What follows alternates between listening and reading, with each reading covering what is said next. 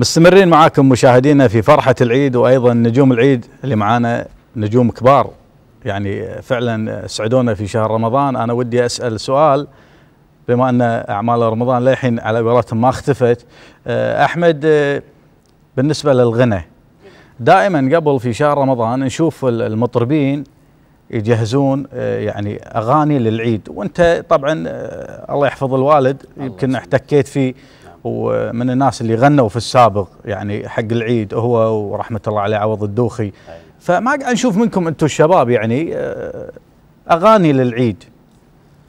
لا على حسب، كل واحد يكون راسم عنده جدول. في واحد يكون البومه في العيد، في واحد يكون نازل البومه قبلها في ينزل سنجل. انا ودي اخصص اغاني للعيد، اغاني وطنيه عيد أغاني يعني وطنيه بالأكل، مو مقصرين. اغاني مناسبه العيد يعني قصده مناسبه العيد على حسب يعني تلقى لان اكثر فنانين الحين الله على العيد هذا سووا لك الحين.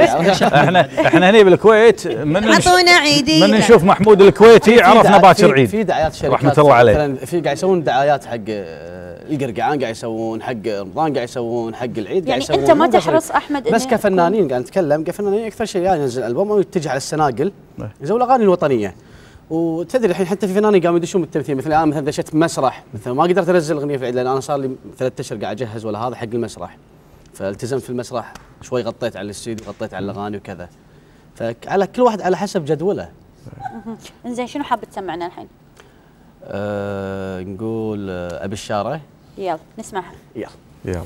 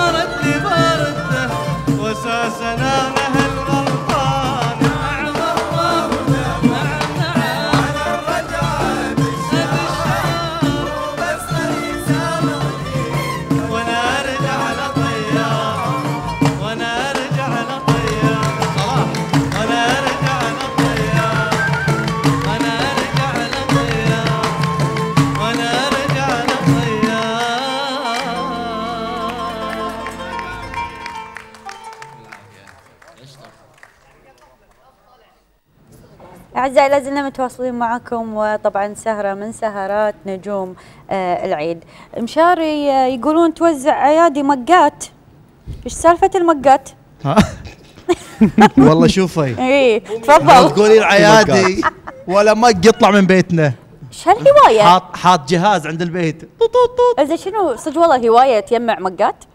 يجمع مقات. الحين على الجرايد دخلت. تجمع جرايد؟ إيه. إصدارات الجرايد ولا شنو؟ لا المانشيتات اذا كانت مهمه، الاخبار السياسيه المهمه، اخبار الديره واخبار بطلت من التصوير؟ بطلت من التصوير؟ أنتوا تدرون إنه عنده هواية يجمع مقات؟ لا أول مرة أسمع. والله انا اشوف عيوني إيه.